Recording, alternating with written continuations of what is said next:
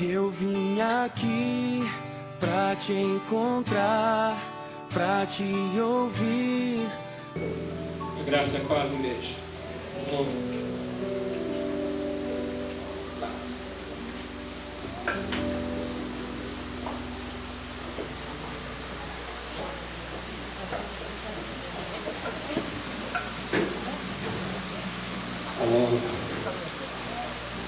Deus poderoso, irmãos, quando preparávamos esta mensagem,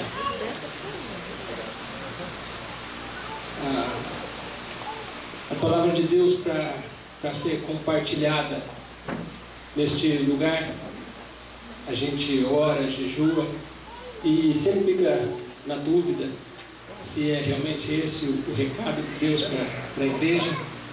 Eu costumo falar em casa com as crianças, né, que a tenda de adoração, esse espaço, essa igreja aqui é bem eclética, né? E a gente tem pregadores de todo tipo, tem para todos os gostos. Quem gosta de fogo, quem gosta de uma aula. Eu amo quando a Seminha prega, eu me identifico bastante com as pregações dela, gosto muito das pregações do pastor Amarildo e tantos outros convidados que vêm neste lugar. E eu sei que Deus é tremendo, Deus tem falado neste altar e hoje não vai ser diferente. Não porque eu estou aqui, mas é porque o Deus poderoso que age neste lugar se faz presente. Nós cantamos, nós presenciamos agora, durante o louvor, o rio. Quando o pastor cantava aqui mesmo na abertura, ele disse que Deus dava uma visão para ele do céu, com 3 níveis de bênção que Deus estava derramando sobre a igreja. E eu creio que é assim nesta manhã. Eu quero falar com um assunto que muitas vezes não é muito agradável de tocar. Eu gosto de prosperidade, eu gosto de replé também, aquelas irmãs que oram, que começam a subir e sapatear, isso aí também faz parte, mas eu quero falar sobre arrependimento, né? Deus colocava no meu coração isso, não para constranger, não para humilhar, para acusar, mas para a gente poder desfrutar de tudo que Ele tem proposto para as nossas vidas. E quando eu lia para preparar essa mensagem, eu comecei a ler João e vi ali, né, a pessoa de João Batista. João Batista foi o homem que anunciou a vinda de Jesus como o Messias tão esperado. Ele foi questionado, ele foi muitas vezes confrontado, e João Batista pregava sobre a vinda do Redentor, né? Ele falava: endireita o caminho do Senhor, arrependam-se. E a essência da pregação de João Batista diz: arrependei-vos, porque está próximo o reino do céu. Produzi, pois, frutos dignos de arrependimento. E foi com base nessa mensagem que eu comecei então a preparar isso aqui.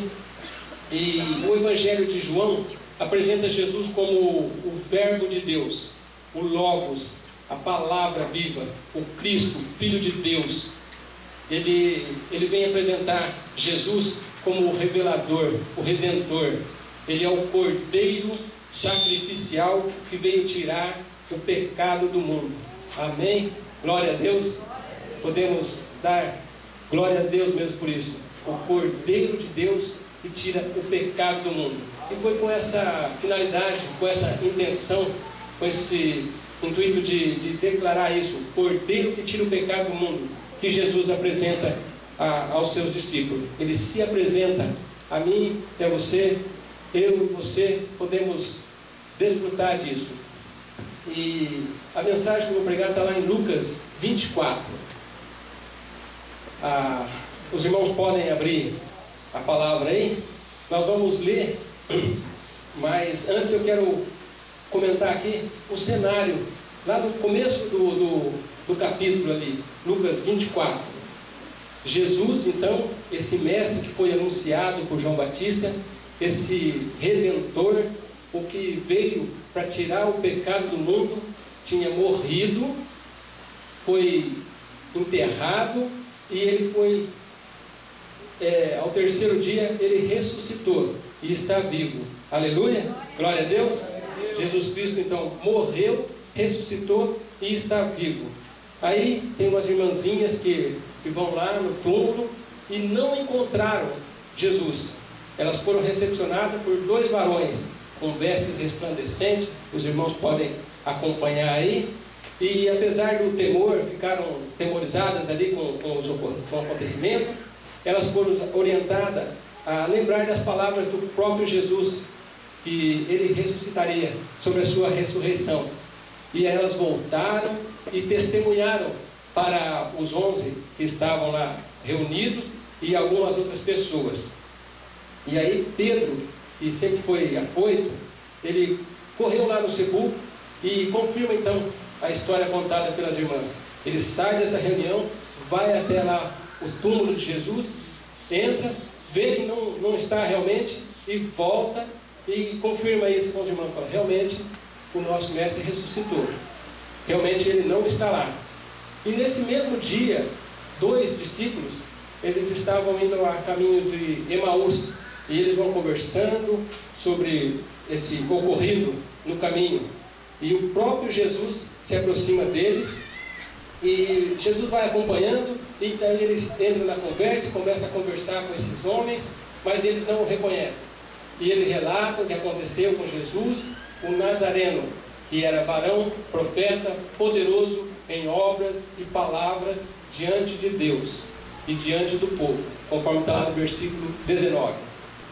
E eles contam para Jesus a história dessas irmãs e dos discípulos que foram ao túmulo e não encontraram lá o corpo de Jesus. E no final do percurso aí, eles já cumpriram então essa caminhada, já está escurecendo, já é tarde, e eles convidam Jesus para posar então. Entra aí e posa com a gente. E no momento da refeição, no partir do pão, eles conhecem então, reconhecem o Jesus. Ele reconhece o Deus, o Mestre, o poderoso Jesus Cristo. E Jesus desaparece. Jesus desaparece. E nessa hora então, eles ficam assustados e voltam para Jerusalém. Eles voltam para contar então para esses outros discípulos que estavam lá em Jerusalém. E eles acham eles reunidos lá com outros irmãos. E as pessoas estão comentando lá o fato.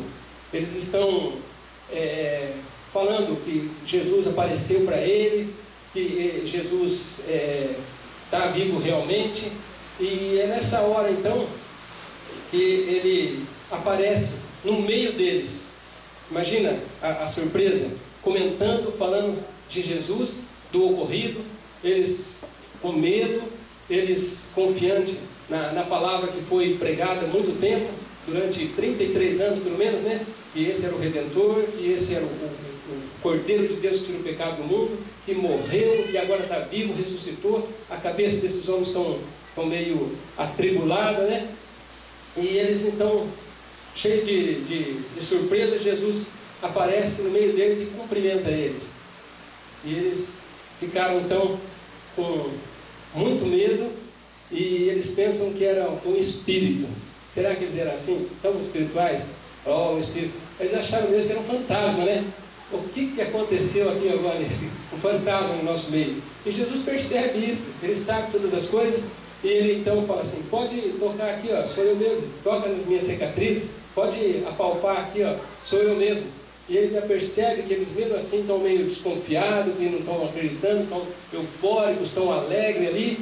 Então Jesus fala assim, me dá algo para comer, estou com fome. Porque um fantasma, um espírito não teria fome, né? Um espírito não tem essa necessidade.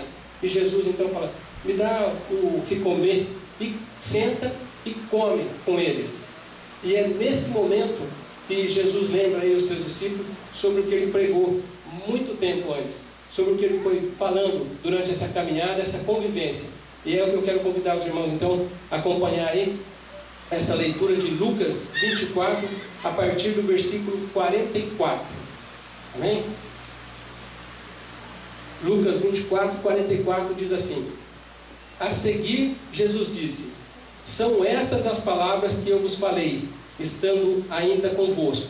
Importava se cumprisse tudo o que de mim está escrito na lei de Moisés, nos profetas e nos salmos. Então Jesus pregou, falou, e ele fala aí, são estas as palavras.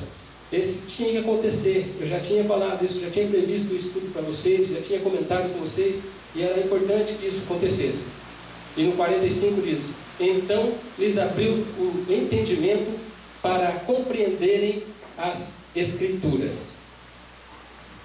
E lhes disse: assim está escrito, que o Cristo havia de padecer e ressuscitar dentre os mortos no terceiro dia, e que em seu nome se pregasse arrependimento para a remissão dos pecados a todas as nações, começando em Jerusalém. Amém? Então o 47 aí, que em seu nome se pregasse arrependimento. Essa era uma das mensagens, além do amor, além de tudo que Jesus falava, compartilhava com esses homens, ele falava arrependimento. E quem que deve se arrepender? Pecador. Se não for um pecador, não faz sentido esse arrependimento. E quem é o pecador?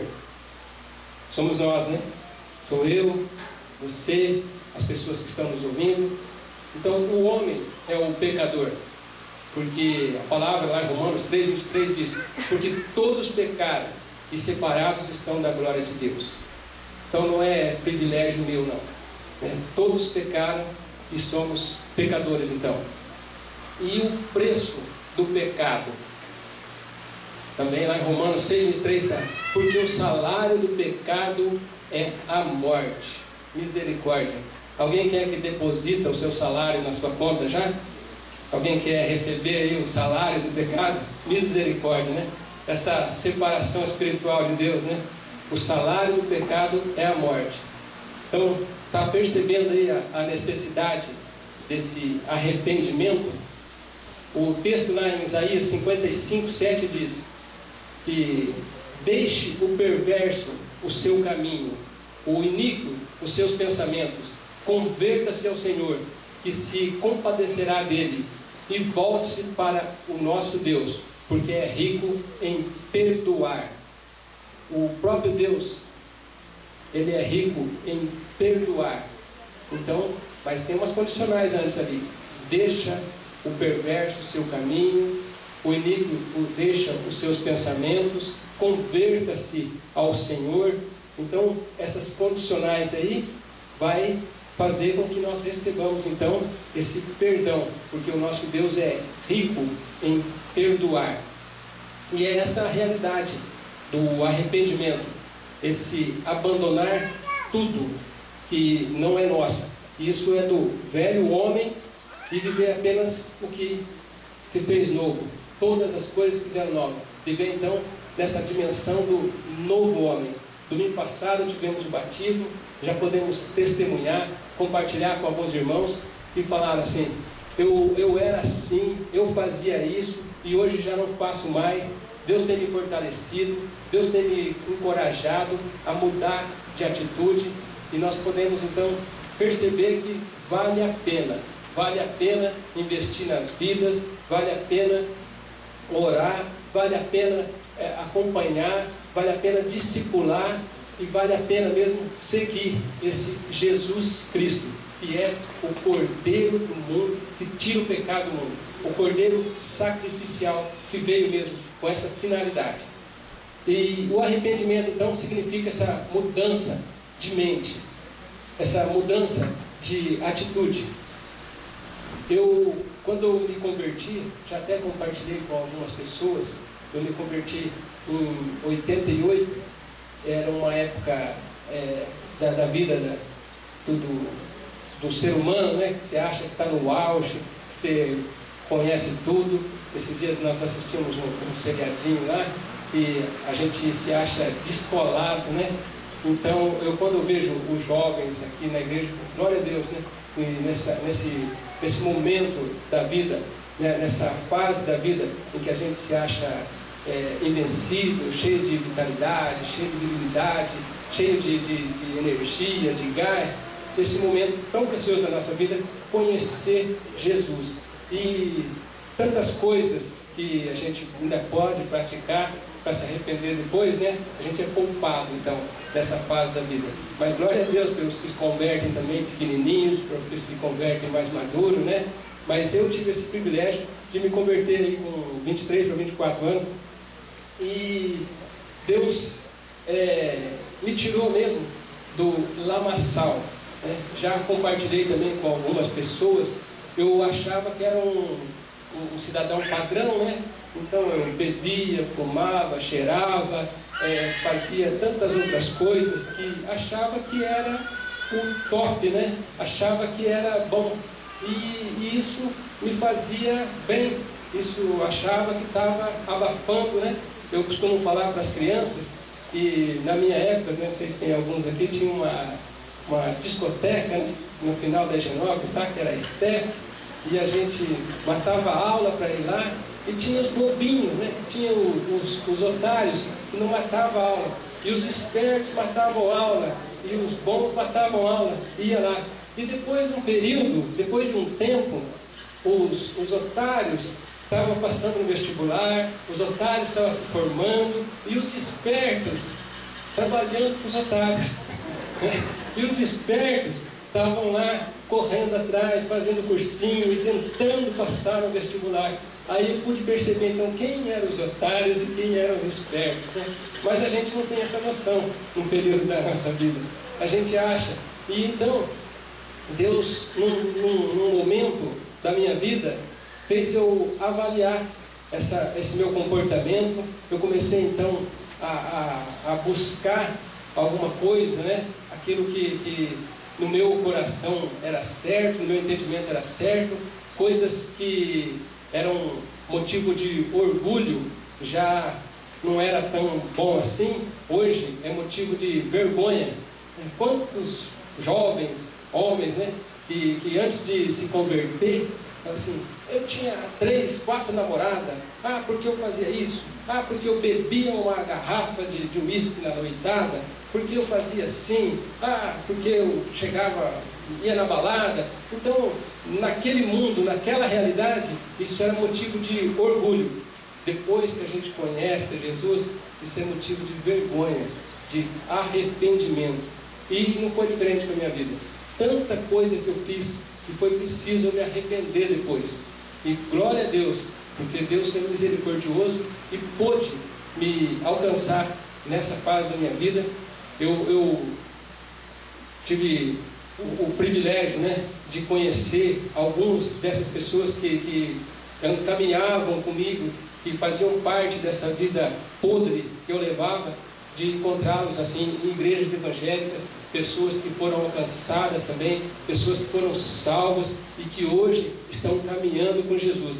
Infelizmente, existe também os que estão até hoje nessa vida, os que já não estão mais aqui e morreram em situações lamentáveis, tristes, vítimas de cirrose, de alcoolismo, vítimas de acidente, doenças e tantas outras coisas. Mas Deus me poupou e me tirou desse lamaçal, então. Então, essas coisas que muitas pessoas acham que é motivo de orgulho, muitas pessoas acham que é motivo de status, que, como nós vimos, né, se acha descolado.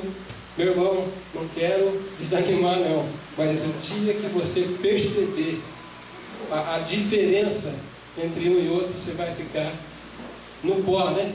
Na lixa, como diz o nosso filósofo, pastor Sérgio, né? Na lixa realmente. E eu quero então comentar aqui algumas diferenças dessas manobras para escapar então do castigo ou o verdadeiro arrependimento, na questão de obedecer. Lá no Novo Testamento, a palavra arrependimento faz essa diferença. Então, essa distinção entre a mudança de direção, essa mudança na vida em função da obediência, dessa mera observância de rituais na esperança de escapar da punição. Está conseguindo entender? Às vezes as crianças praticam isso, né? Obedece, mas não com aquela mudança de mentalidade, mudança de atitude. Faz ali para não receber o castigo, para não ouvir a mãe, o pai, ficar falando, né, na cabeça. E às vezes nós fazemos isso também com o nosso Pai Celestial. Muitas vezes a gente não tem essa dimensão, não faz essa distinção dessa mudança de direção da nossa vida, essa obediência mesmo. E a gente então faz só um ritual, né, nessa esperança de escapar da nossa punição, escapar de sermos castigados. Na Bíblia ali nós temos dois exemplos bem clássicos dessas atitudes. Uma é o exemplo de Judas, que sentiu remorso. Então, às vezes, a nossa mudança, essa tentativa de escapar, não é um real arrependimento. Talvez seja só um remorso, como do Judas. E sentir remorso lá no grego é metamelomai. E é uma palavra que tem essa raiz que expressa um pesar em relação ao modo como as coisas aconteceram. E é o caso do nosso querido aí, Judas, que infelizmente teve o fim que teve esse exemplo para mim e para você, que Deus deixou registrado aí na Bíblia, para a gente não fazer igual. Quando compartilhávamos esses dias no discipulado, a pessoa falava do comportamento do pai, falava do comportamento da mãe, e com uma tristeza, com uma mágoa. Aí o irmãozinho assim, creio eu, muito sábio, usado pelo Espírito Santo, falou: olha, isso tudo é para você saber como não se comportar. Usa, né? A palavra de Deus fala que todas as coisas cooperam para o bem daqueles que amam a Deus. Usa esse exemplo, né, para você não praticar isso com os seus filhos, não praticar isso com o seu marido, com o seu esposo, com a sua descendência. E foi realmente assim. Então Deus deixa esse exemplo na palavra, esse exemplo do Judas, para nós não sentirmos esse remorso, essa coisa de: opa, foi mal, desculpa aí. Esse remorso, Ele quer que nós sintamos verdadeiramente o arrependimento. A palavra metaneu do grego significa mudar de ideia, arrepender-se. É uma mudança da mente, uma mudança de pensamento, de comportamento. E é esse o tipo de arrependimento que também está lá na palavra, que é um exemplo para a gente seguir aí. É um exemplo da mulher samaritana, aquela que deu o testemunho do que o Messias havia feito na sua vida. Está lá em João 4, do 28, 29, 42, essa mudança de mente, essa mudança de comportamento. Aquela mulher tinha uma vida que não agradava a Deus, tinha uma vida pregressa, tinha uma porção de motivos para se arrepender. E ela se arrependeu, e ela vai então e testemunha o amor do Pai, testemunha o amor de Jesus, do Messias, o que Ele fez na sua vida. E esse é o exemplo que devemos seguir então. Veja aqui que é diferente. Essas palavras têm a mesma raiz, mas elas são totalmente diferentes no seu significado. Ela faz uma comparação assim do remorso, que não é o arrependimento, e do arrependimento verdadeiro, genuíno. E Deus espera da gente essa mudança na mente, essa mudança de comportamento. Vai pensando aí, se você tem alguma coisa para mudar. No Antigo Testamento, o arrependimento era demonstrado mais em termos coletivos do que individuais. As pessoas percebiam a sua culpa mais como nação. Deus vinha, né, com o seu juízo e costumava afetar então a nação inteira. E o arrependimento geralmente era expresso como um ritual coletivo e não como uma confissão individual, como nós fazemos hoje em dia, né? No Antigo Testamento era um ritual coletivo, as pessoas iam lá, sacrificavam, e isso já tinha o perdão para toda a nação. E às vezes, aqui, muitas vezes na igreja, principalmente no culto de ceia, né? A pastora Meire geralmente nos convida a fazer isso. Vamos ter esse momento de arrependimento. Eu creio que muitas pessoas se arrependem realmente, mas temos que tomar cuidado disso não virar um ritual, de nós simplesmente nos ajoelharmos ou curvarmos as nossas cabeças aqui e, ó Deus, arrepende no coletivo aqui, né, nesse momento. Isso tem que ser uma prática diária, isso tem que ser uma prática verdadeira na nossa vida, que não seja só esse ritual, porque o ritual pode ser distorcido, o ritual pode não corresponder necessariamente nessa genuína transformação interior. Esse simples ritual pode substituir essa determinação interior de mudar de vida, e isso seria muito triste. A gente perde a oportunidade. Lá em 2 Coríntios 7:10 diz: porque a tristeza, segundo Deus, produz arrependimento para a salvação, mas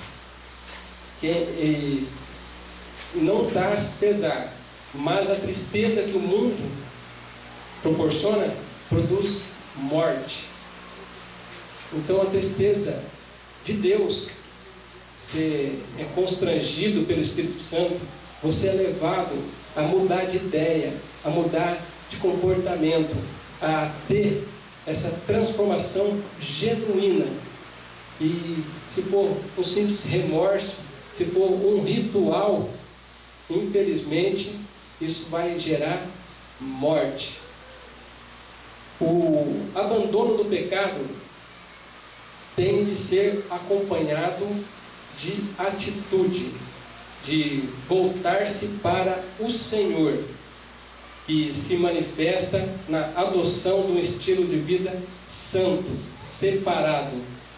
Muitas vezes já foi pregado aqui também que nós somos santos, separados, colocados à parte, tirados do mundo. Nós temos que conviver, temos que nos sobreviver, né, nesse mundo ainda, mas nós não fazemos parte disso, nós não fazemos parte do mundo. Temos tantas palavras que diz: não vos conformeis com este mundo, né? Sede santos, porque eu sou santo, santificai-vos. E é assim que Deus espera, que sejamos realmente separados de tanta porcaria, de tanta podridão, de tanta coisa ruim, que nós tenhamos, né, um estilo de vida santo, separado, conforme o nosso Deus que é santo. O arrependimento, então, é um processo contínuo na vida do crente. Na medida que lamenta os pecados cometidos contra Deus, ele tem que ser, como foi falado, diariamente tomar essa decisão de mortificar a sua carne, de vencer essa nossa natureza pecaminosa.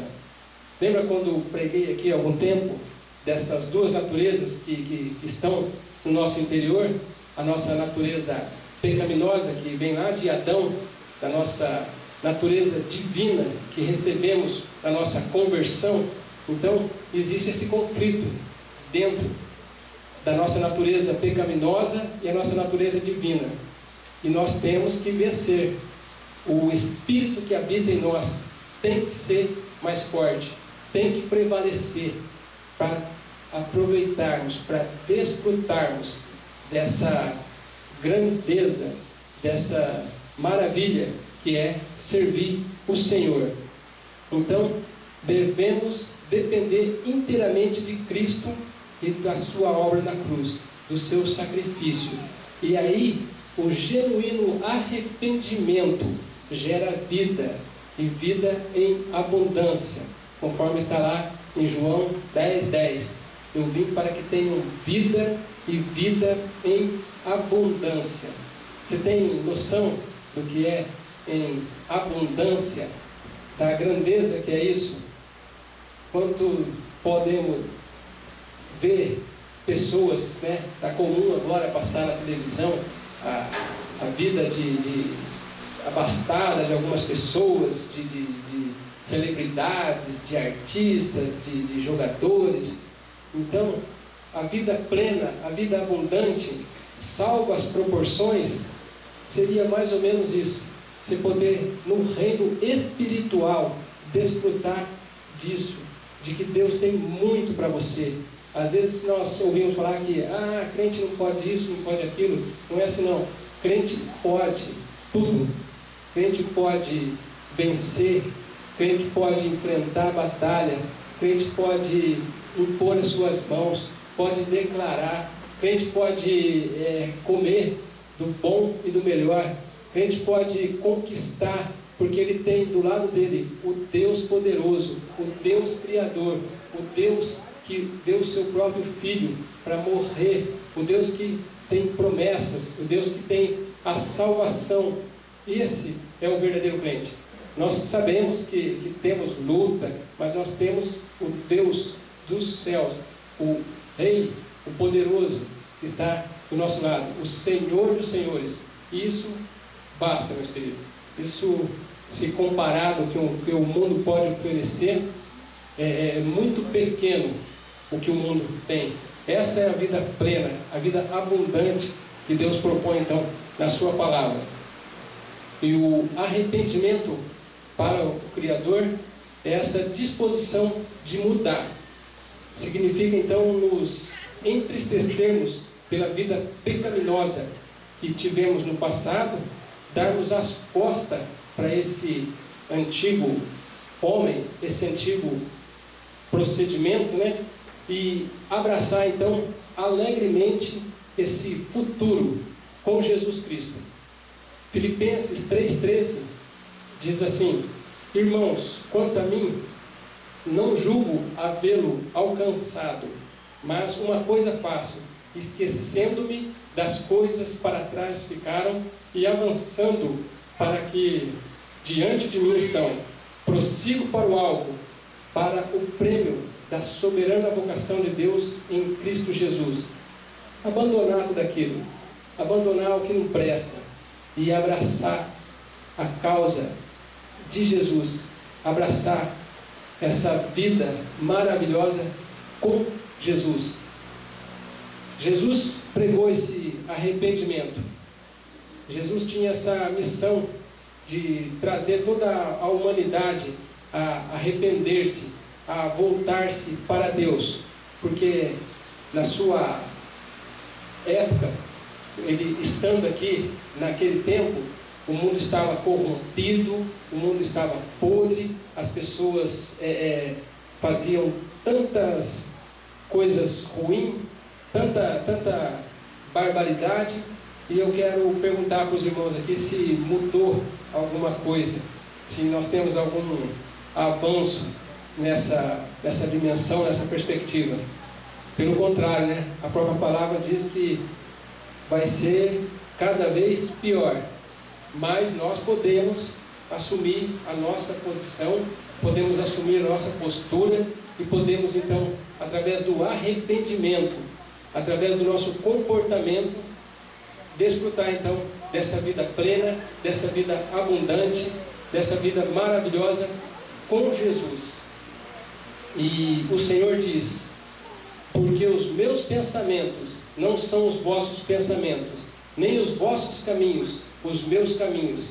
Então nós precisamos desse arrependimento para que os nossos pensamentos e os nossos caminhos sejam iguais ao de Deus, sejam iguais ao de Cristo.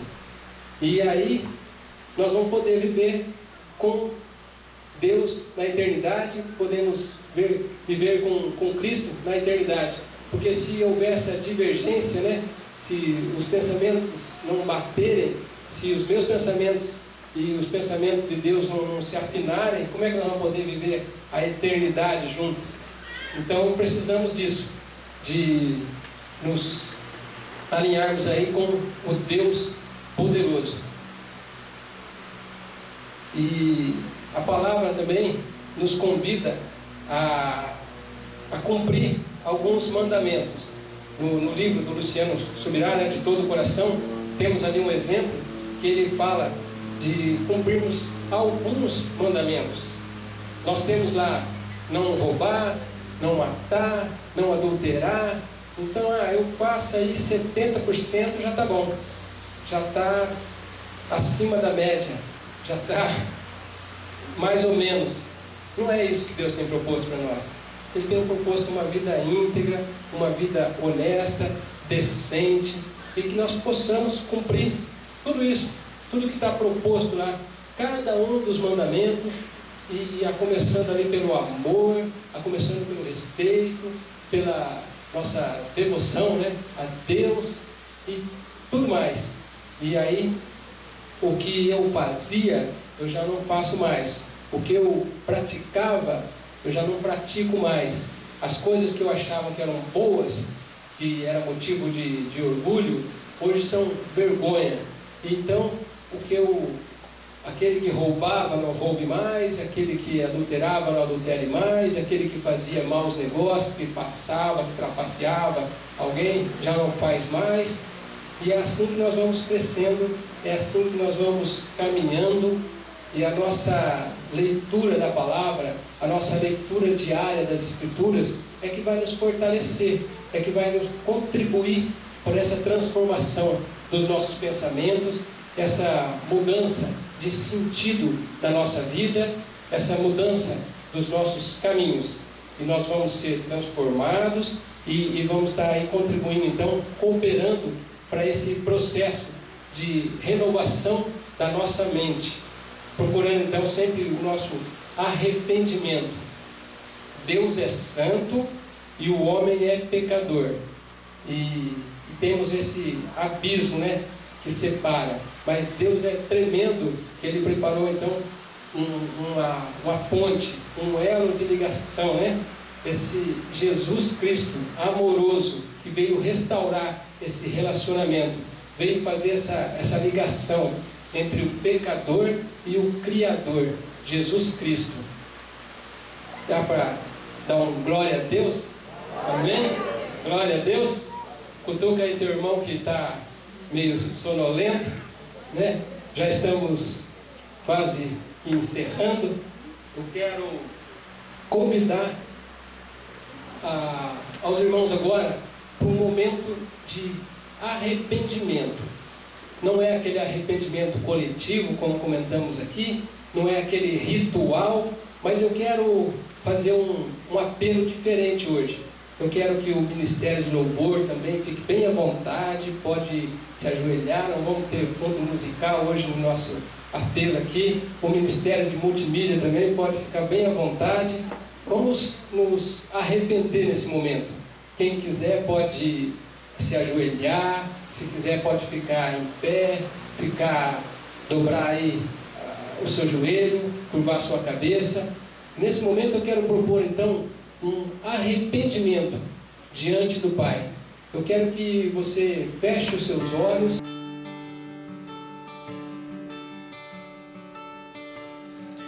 Eu vim aqui pra te encontrar.